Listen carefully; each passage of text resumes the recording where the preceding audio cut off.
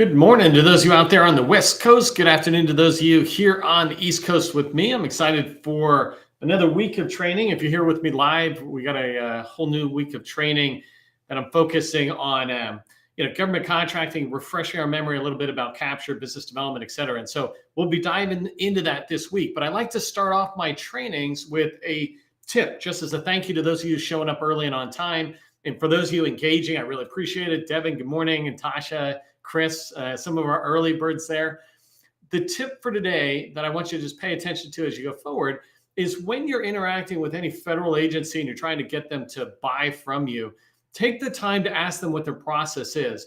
In fact, this is a good tip when you're also working with a large prime or even a small business prime who's got some pretty mature processes in place, but ask them what their process is. So on the federal side, you can watch previous training I've done where I talk about the acquisition lifecycle or the acquisition process for the federal government. And I show USDA as the example. They have a roadmap that is this beautiful 3 or 4 layer roadmap that just walks you from the idea phase to all these different things they do in order to get to an award and then to manage the award. And so you can ask them what the process is. That way, when you're pursuing opportunities, you can align it to where they're at in the process. And you can ask them, where are you in the process? Have you gone to legal yet? Have you done an independent cost estimate yet? Things like that. When you know somebody's process, you can ask them questions. I also do this when I work with large primes in particular. I'll ask them, hey, what's your process for getting an NDA in place, a TA in place? What's your process for getting an opportunity approved? As a small business, we owners or senior leaders, we're just like, we make the decision on the fly right then and there based on what criteria is in our head. Maybe we have it written down. But in a large prime, it's a very mature process. You might talk to a senior business developer, capture manager over there, but they still have to go to leadership. Every 2 weeks, we meet, a bunch of us bring our opportunities in, we decide bid, no bid. Well, at what point are you getting to the stage where it's a lock? And I know that, we can be on your team or we can have you on our team. So make sure you ask people what their process is. When you understand the process, then both of you will be able to be identifying where on that journey you are. So it's a really important thing. It's just my way of saying thank you today for showing up early and on time by providing a tip like that. Hopefully you found it helpful. I do, and I like hearing it again and again because it just reminds me that's the process I want to follow. Okay, let me get my ducks in a row. Today I'm going to share my screen. And so for those of you who've been here for a lot of trainings, I rarely share my screen, but today I am going to. So let me just make sure I got it lined up.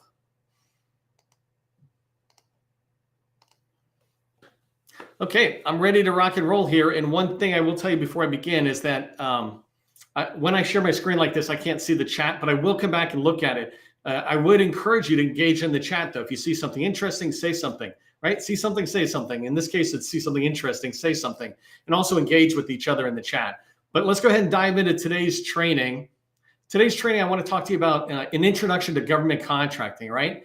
One of the things I try to tell people is that government contracting is no more complex than anything else out there. I say it's no more complex than riding a bike. When you ride a bike, you have to learn how to balance on that bike. It's these 2 wheels. You're like, oh my gosh. And if you've never balanced on a bike before, that's a crazy thing. And then you've got to, get a handle on the handlebars, right? You got to understand how to control the steering while you're also controlling the balancing. And then we make it even harder by introducing pedals to you. And now you got to understand how the pedals create power, but what's this thing that's spinning backwards? Nothing happens. You just spin in a circle, but when you go forward, you start going and you start understanding the power propulsion of pedals.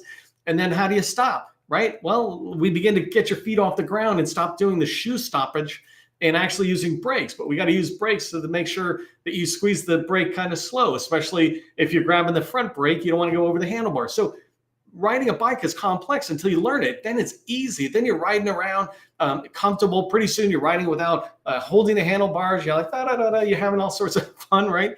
And it becomes easier and easier for you. Well, government contracting is the exact same thing. It's only complex to those people who don't understand the rules and the process. But the minute you begin to understand it, it becomes easy. Everything in life becomes easy as you get more experience. So first you get knowledge, then you develop your skills, and then you hone those skills through experience. And when you do that, it's going to be easy. So that's why I want to talk to you today. Today, we're going to cover Three main points as it relates to, just an overview or an introduction to government contracting. The first thing is how to get started. I want to provide you a few tips on just really what you should be thinking about when you're starting in government contracting, what you must do to succeed. And so specific things you really need to have in place or to do that is going to ensure your success. And the last thing is, who can you talk to? Who can you talk to out there that's going to help you achieve your goals, right? There's these mentors that I want you to be aware of, people that you can consider your early board of advisors, or even if you've been in business 10 years. And this goes into this last thing I want to talk about on the agenda here. The intro is, who is this training for today? It's definitely and primarily, right, for people who are just getting started. I really want to provide an introduction to them. But if you've been in business for a while, then you definitely want to keep watching, because it's a great reminder for you, even if you're experienced.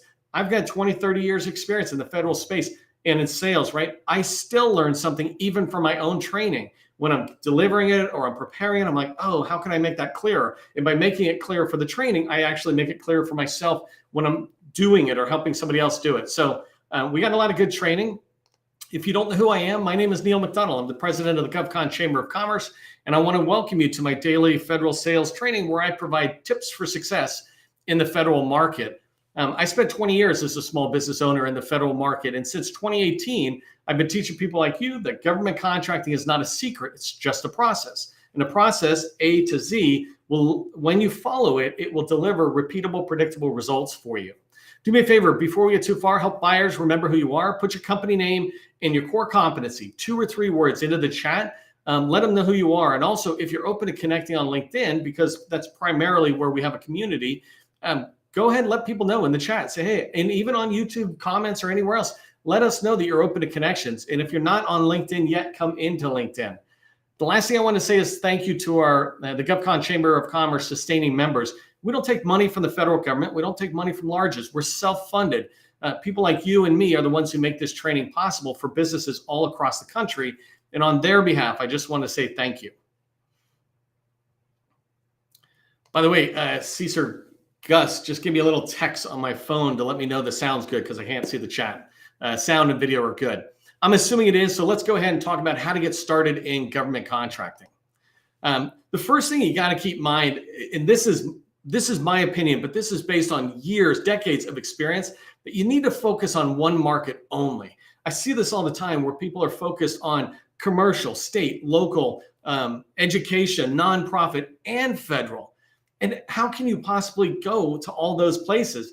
Even within just the federal market, it is kind of tough, because you've got so much in you. You got DHS, HHS, Department of Defense, and Army, Air Force, et cetera. You've got EPA and Social Security Administration. You have all these markets within the federal market, if you will, right? You want to be on the health side. There's the VA. There's HHS. You want to be on the energy side. Department of Energy is there. This huge area, construction, right there with U.S. Army Corps of Engineers and all the other places that deal with that.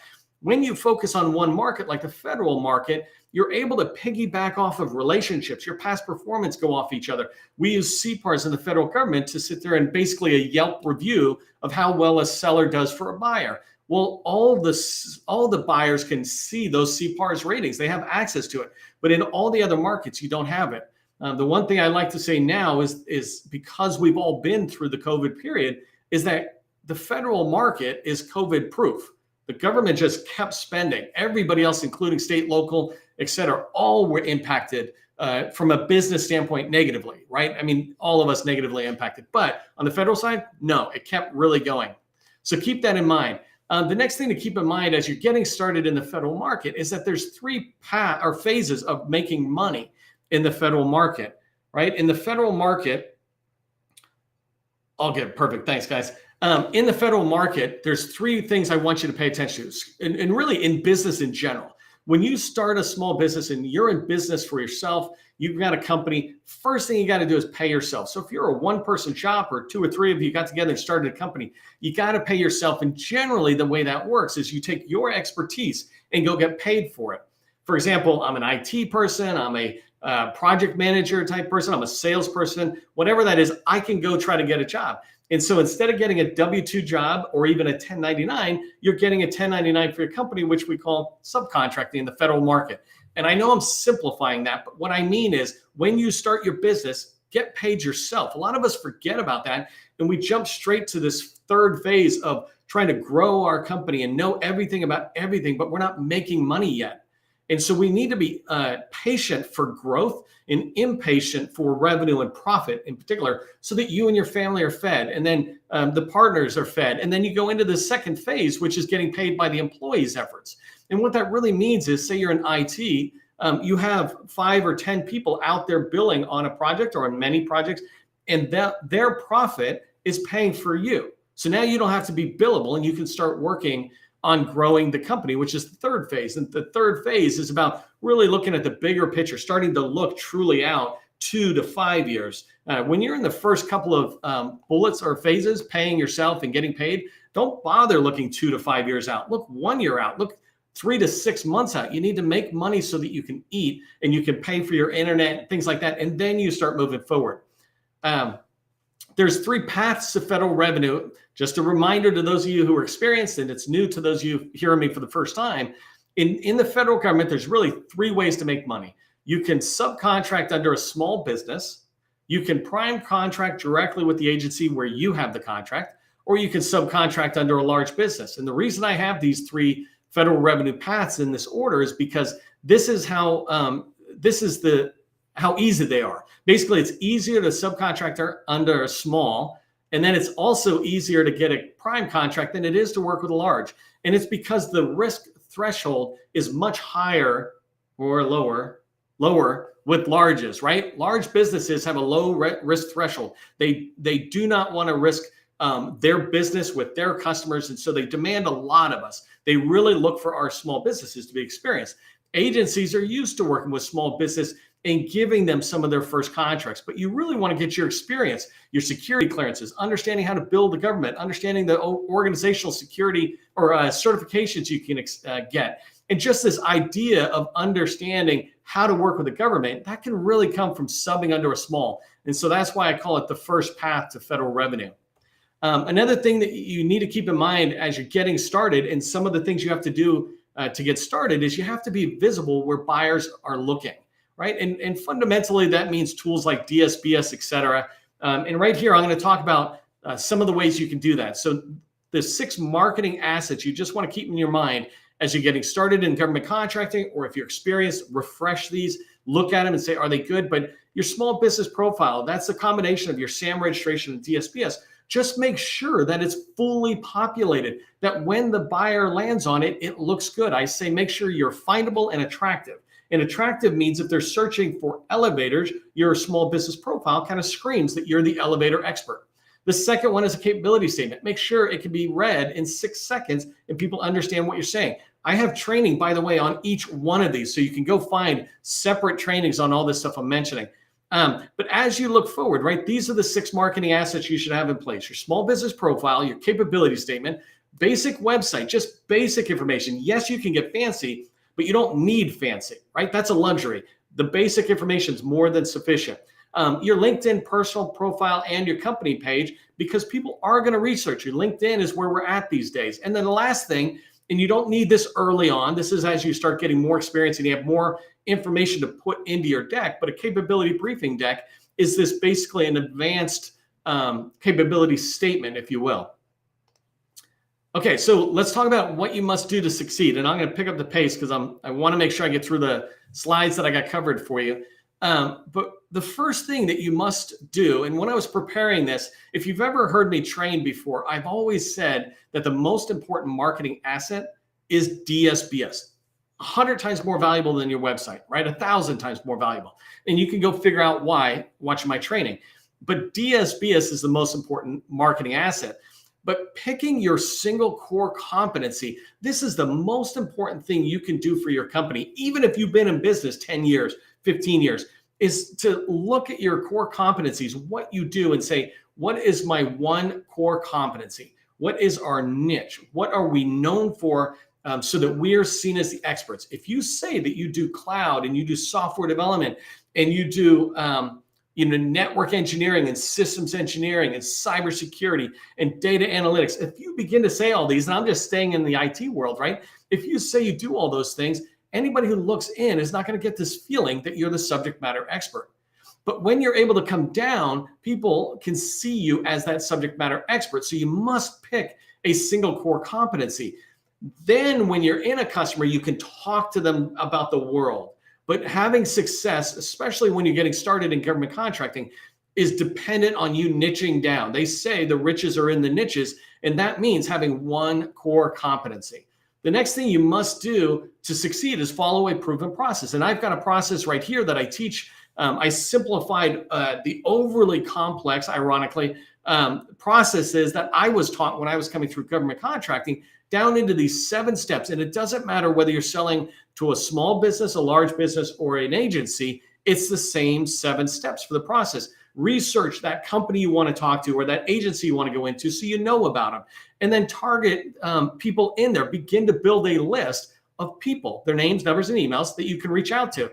And then begin to call them, right? When you call them, and a small, large, or an agency, you're going to start building relationships and hear about opportunities where your company can fit with them, where your core competency is a need that they have. And from that, hearing those opportunities, you can write proposals. And some of those, a good portion of them, should begin to win you sales. So that's how you'll grow, is when you have a 7-step process, but you must have a process that you follow. Next thing I wrote down here was that you need to contact 25 people a day, right? If you're already doing $5, $10 million in business and you're kind of billable and you're busy, maybe 25 is not the right number for you. You can move it down. But I'm telling you right now, if you're making, let's say, 500,000 and less, and you're not full-time billable, you should be calling 25 people a day. If you worked for me, I would tell you, you have to be calling 25 people a day. When you call 25 people a day, that's 125 new people a week. Imagine that as it goes out to a month and to a year, you're going to call thousands of people. That's how you get business, is by reaching out and developing the relationships that allow you to hear about opportunities. But you must first pick up the phone. And so contact 25 new people a day. And again, I got lots of training on how you can find those 25 people or hundreds of people so that you can call 25 a day. Next thing you must do to succeed, in my opinion, right, is to engage on LinkedIn daily. Every single day, come in for a portion of time, 15 minutes, 30, an hour. If you are not selling the level you want, you should be engaged on LinkedIn for an hour a day, looking around, beginning to look at those 25 people you want to reach out to, or you're finding companies or agencies you'd like to work with. Engagement just means giving them a thumbs up or a related content. If you do artificial intelligence, go engage all the artificial intelligence content coming out of the agencies, or maybe other companies are putting it out, right? I put artificial intelligence content out about the agency's AI direction, and people come in. Well, you can look who's engaging my stuff and then go follow them back to their own profile or to their own company profile to see what they do in AI. And that's how you can engage on LinkedIn. The last one here is I want you to write content daily. I used to be soft about this, but there's no reason. If you want to sell, if you want to grow a company, the modern era is social selling. And social selling means putting out content that demonstrates your company as the expert. You don't have to write a multi-page piece of content. You do not even have to write a single piece of content. You could sit there and just write 5 tips for using SharePoint. 3 things to keep in mind when buying a new elevator, whatever it is, right? I put in here, if you're looking at my slides, practice 1 word with 5 W's. And what I mean is, and maybe if you're feeling energetic right now, write down 1 word that describes what you do, right? On a piece of paper, or you put it in chat too, but 1 word, elevator, painting, cybersecurity, whatever it is. Then when you look at that, just write 5 W's around that and an H. And what I mean by that is, if I put elevators, I say who, what, when, where, why, and how, right? And when I look at how, and I'll just choose one, if I say how, I could create content by saying how to lower cost of elevator maintenance, right? Or something, or how to extend the life of your elevator. And I could put in 3 tips that say, I don't know, oil it weekly instead of monthly, or do this instead of this, right? Whatever that activity is, I'm not the elevator expert, you are, right? And so you could quickly write it. This is why I use a whiteboard, 10-foot whiteboard behind me at all times, right? And the reason I use it is so that I can put circles and lines off and I get ideas. And if you write this content daily, you will start being seen as the SME because you're focused on 1 core competency that's out there. Hopefully that makes sense, but that's what you must do to succeed out there. So let's talk about who you should work with to achieve your revenue goals, because being a small business owner is lonely. And if you're responsible for sales within a small business, sometimes that's lonely as well, because you've got kind of a lot of the pressure put on you for where you're making sales. And so whether you're a business owner or somebody in there, reach out to these mentors I want to mention. There's 7 mentors in the federal market that I talk about. I call them the 7 mentors of small business government contractors, or 4 small business government contractors. And so the first 6 are all tied one way or another around the Small Business Administration, an agency that your tax dollars is funding to astronomical levels to help small businesses succeed in America. So you might as well take advantage of what your tax dollars are paying for, right? So let's talk about some of these. The first 3 are resource partners, and the last 3 are staff, and I'll talk about them. But the first one is the Women Business Center. And the reason I like putting it there is because I want you to understand, because it's partially funded by the SBA, it has to serve everybody. So it's not just there for women businesses. So any business can go in there, even if you're a guy, right? The point of the women business centers is they tend to focus a lot more on driving towards the success of women business. And so their proactiveness is around women businesses, but the reactiveness is around small businesses. They're willing to help anybody out there. So reach out, identify your local women business center, woman business center. And when you find them and the other 2, you'll see that they offer some of the same services, right? Help you understand getting started with a business, some of the first things you should do to get started in a business. All 3 of these, Women Business Center, Veteran Business Opportunity Center, and Small Business Development Centers, they're all designed to help businesses get started, figure out what to do, get the ducks in a row. If you've got local certifications, how do you register with the government to get a business up and running, et cetera. They help with that basic stuff. And then they also help with more advanced stuff, like how do you get into federal government contracting? There's a lot of these organizations, these centers, that do training on how to succeed. But the biggest thing about all of them is they have counselors who are willing to meet with you. Some of them have a lot more counselors, so they can meet with you sooner, but some might take 2 to 4 weeks to get on their calendar, but it doesn't matter. These are mentors to you. These counselors are dedicated to the success of small businesses. They have different levels of experience, right? All of us who have been in business a while have found some that have been really helpful and some that have not. But I'm really coming to this level of trying to teach you how you can get success from them no matter what level they're at, if you know what you want. So the Women Business Center is one. Make sure you reach out to them. The next one is the Veteran Business Opportunity Center. Far fewer of these, but if you can reach out to them and get on the calendar, find a counselor that you can sign up so that you can become a client of theirs. It's free for most of their services. But if you reach out to them, you're able to build a relationship. Again, let me tell you why it is so important with all of these groups, is because all of them, independent of their experience level, they all kind of know people.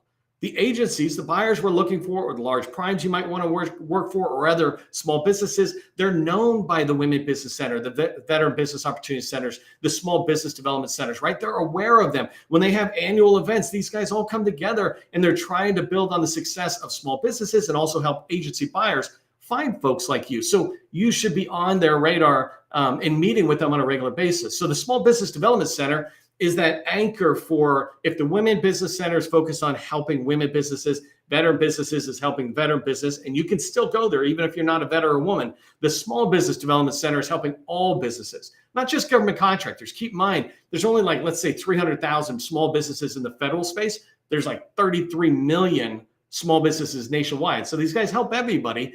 But one of the things that is about, one of the lines for success is 90% of success is just showing up. If you show up on their doorstep, if you're meeting with them once every month, maybe even every few weeks, whatever you lay out with them, and you follow some of their suggestions, pretty soon when people start looking for sellers like you, these people will remember who you are. So then the next 3 are business opportunity specialists, procurement center representatives, and small business professionals.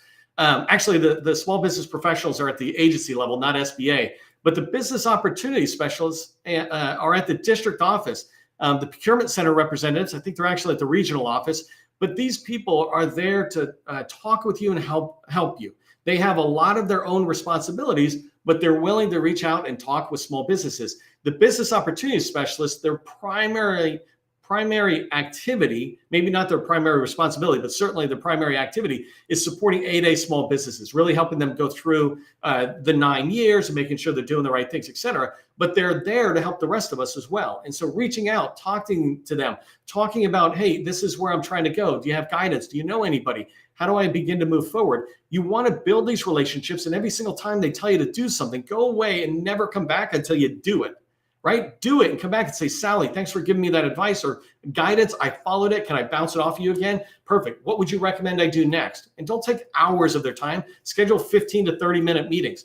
The procurement center representative is responsible for agencies. And so they look over agencies to make sure that if something could go to a small, it is going to a small.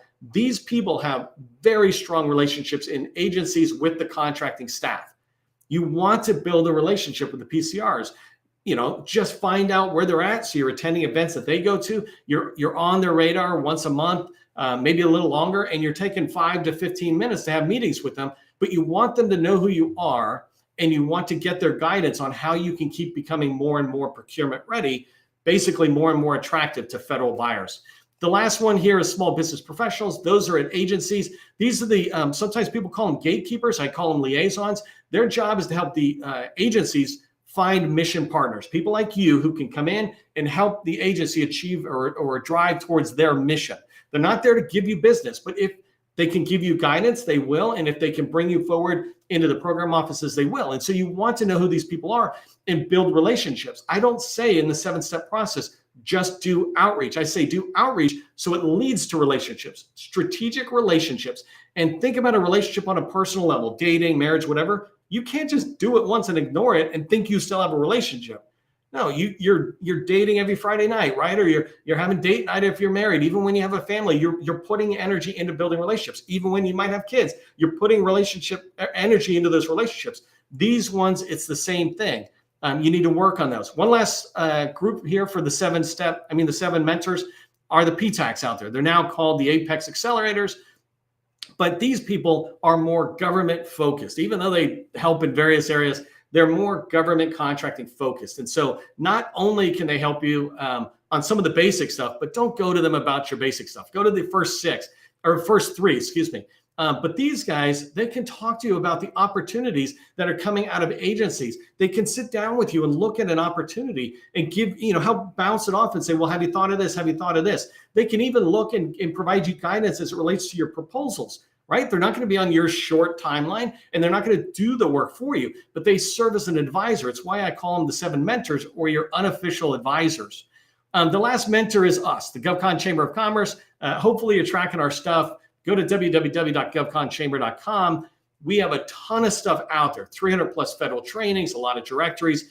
Go check us out. My point for this slide and what I'm talking about here on who you should work with is don't go it alone. Reach out, build relationships with these people, and you'll have somebody there as you start moving towards success and you have questions.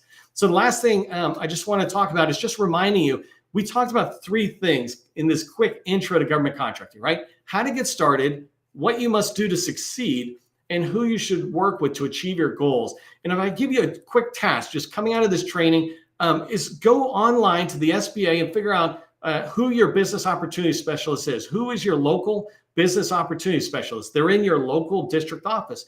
And you'll get their name, number, and email on SBA's site. And by the way, it's in our directory as well. And somebody can put that in the chat. But ask for an introduction call. When you ask for an introduction call, just introduce your company. Say, this is where I'm going. What guidance would you give me? And then don't waste their time. They're very busy. 15-minute call in and out. And that'll help you really move forward on building those relationships with the people you should talk to. If you get value from our training, do me a favor, become a sustaining member today. Help us help a lot of other small businesses out there. If you're already making money and you're looking to go to the next level, especially in the federal space, right? Consider our BD Accelerator Workshop. It's a 90-day program. Love to have you in there if your company's at the right stage. Last thing to remember is that government contracting, it is not a secret. It's just a process. I'll see you in the next training.